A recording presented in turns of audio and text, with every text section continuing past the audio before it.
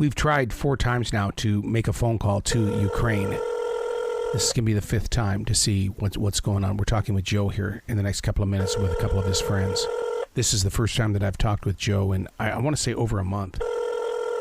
Things have changed so much over there in Ukraine. Okay, let's try it through Facebook and see. This is where we've been talking to him the past couple of times. Here we go. Our text messages are reaching each other, but it seems like we can't get a call to each other from the United States to Ukraine. So I'm going to disconnect from Facebook. I'm going to go back to Signal to find out what's going on there, see if maybe we can get through that. Like I said, our text messages are working. We just can't seem to connect via a phone call.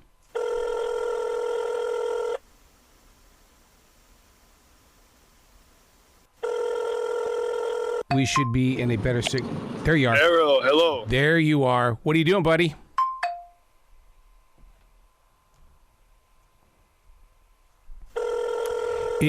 Once again, you have to keep telling yourself that this is, halfway across the planet. Arrow, can you hear us? I can hear you. Can you hear me? This will be closer to a city where everything. So you want to wait for a little bit then? Yeah, can we do that? I'm so sorry, but. All right, I'll call you back in 15 minutes. Okay, cool. Thank you, man. Appreciate it. Bye, guy. What's going on, you guys? Hey, Arrow, can you hear us clearly? I can hear you clearly. We are in the countryside. We can see the stars like nothing else because everything is dark. We are in Donetsk region of Ukraine. We are literally in the middle of a field. Yeah, in the middle of a field. In the stars, it's after curfew, so everything's dark.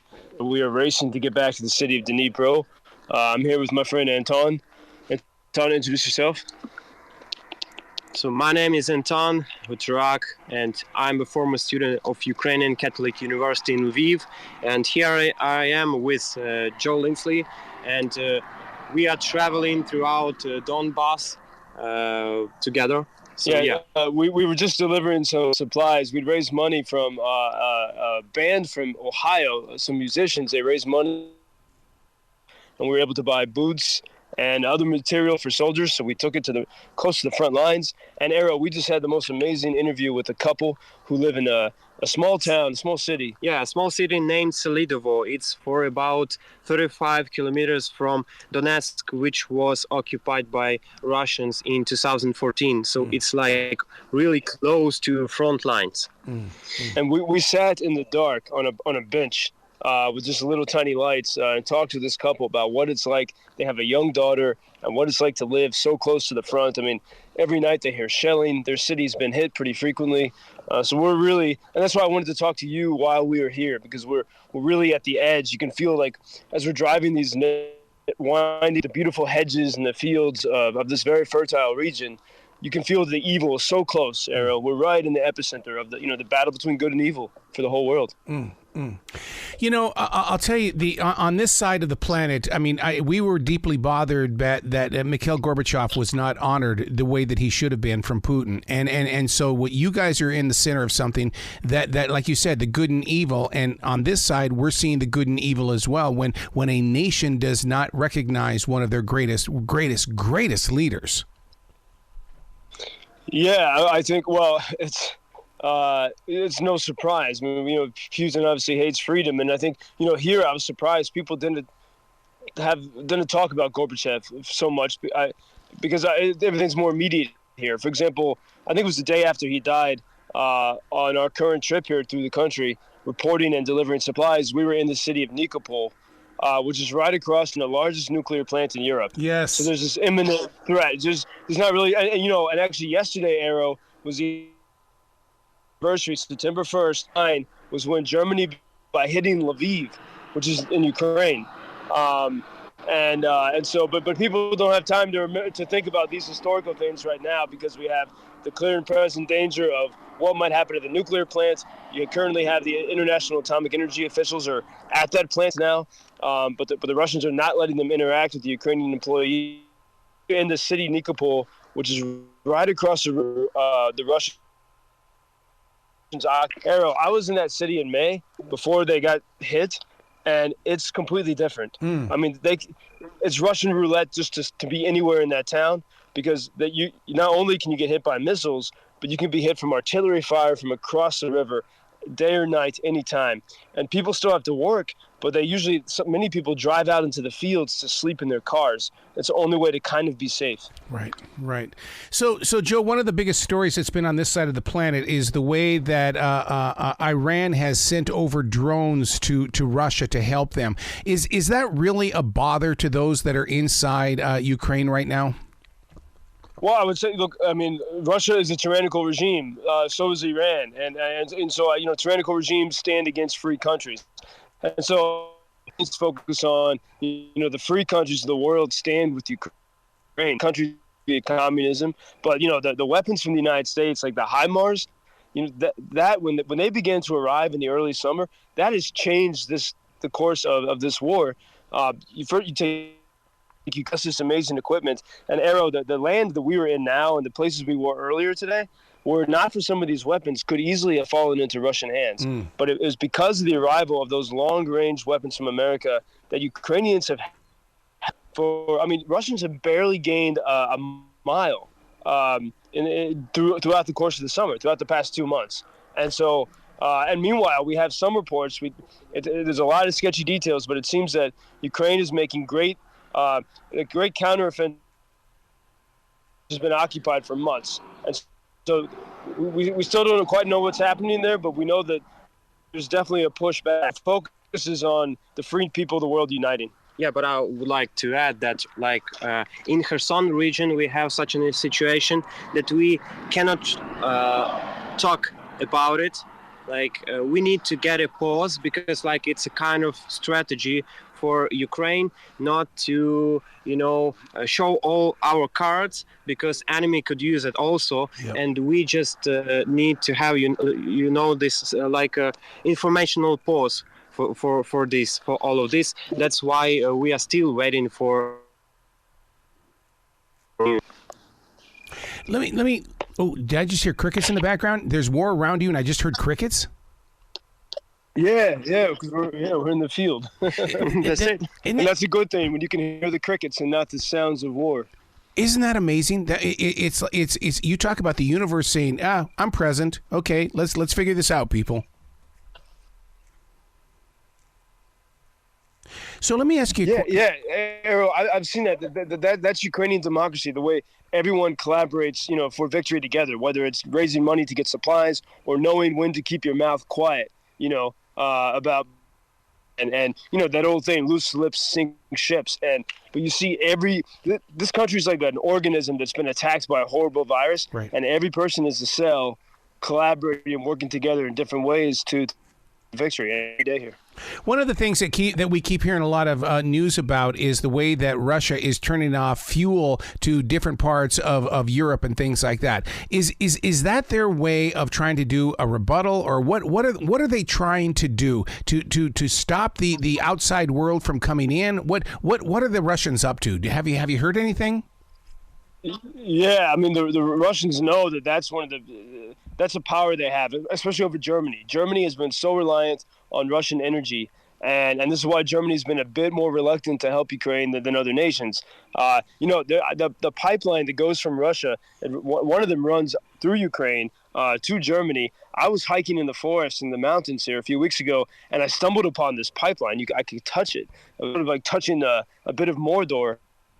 That is, the gas continues to flow. It's the same as Putin's tactics with the nuclear plant. Mm-hmm. He knows by holding the largest nuclear plant in Europe, which is Ukrainian, that he can keep everyone scared and on the edge. And these are his negotiating chips. And so he's, and sometimes the United Nations officials say, "Oh, how can you can't use energy for warfare?" But I think that misses the point. Putin, he wants to win, and crossed the line on February 24th when he hit civilians in Kharkiv. You can't use civilians for warfare, and so I think we kind of miss the point when we start to worry too much about energy. We got to remember what happened in the Kyiv suburbs, in Irpin and Bucha, where civilians were slaughtered and raped, and I think that sometimes that gets missed people think more about the financial cost, but you got to remember the human cost. And we think of this, World War II started, yesterday was the anniversary of it, and everyone said never again. Do we really mean it? Right. Well, isn't September 2nd also the day that Japan they signed with the United States that our battle with them was over? You know that better than I, but I'll take your word for it. Because we're in a situation where it seems like we have stepped back 80 years to a time where it's like, okay, well, nobody paid attention. Nobody's learning from this. And I have to ask you being in the center of your storm and we on the outside as bystanders and viewers, in a really weird way, the world is helping Ukraine. Are we not at World War III? Yeah. You put it. I get a little bit of a chill when you say it like that. But on the positive side, this is something you didn't have in World War II. Here we are standing, in a field right at the edge, really, where this war is. One of the key places where the war is happening, and we're able to speak to you.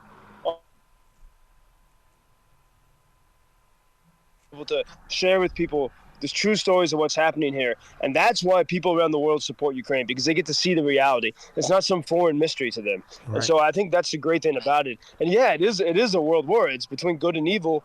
But I think it's, I think there's a lot of, in many ways, there's some problems in the West, but a lot of it is being played pretty intelligently. And you couple that with Ukrainian bravery, and that's a good source of optimism. But yes, it's a world war. Everyone is involved. So we've learned that a lot of the planes from Russia are now equipped and are capable of carrying nuclear missiles. Does that not get inside your head and heart while you're traveling the countryside? Yeah, it's. There's a lot of thoughts, especially traveling these roads. We were looking at the largest nuclear plant. We saw it 2 days ago. You could see it across the river, which the Russians occupy.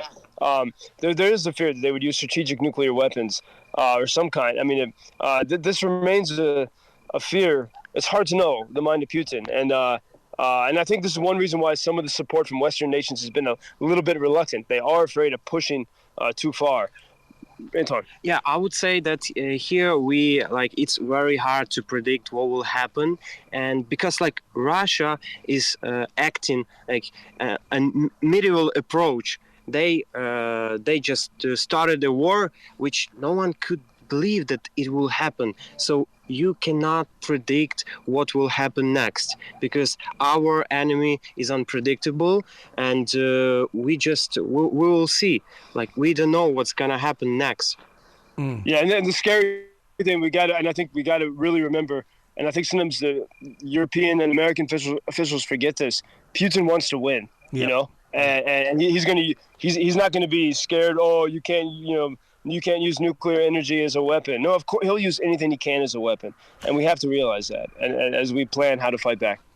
So and we realize that Putin just gave everything on the line. The future of his country, future of his people, lives of his soldiers, etc. He actually wants to win, and we can see it right now. We can witness it.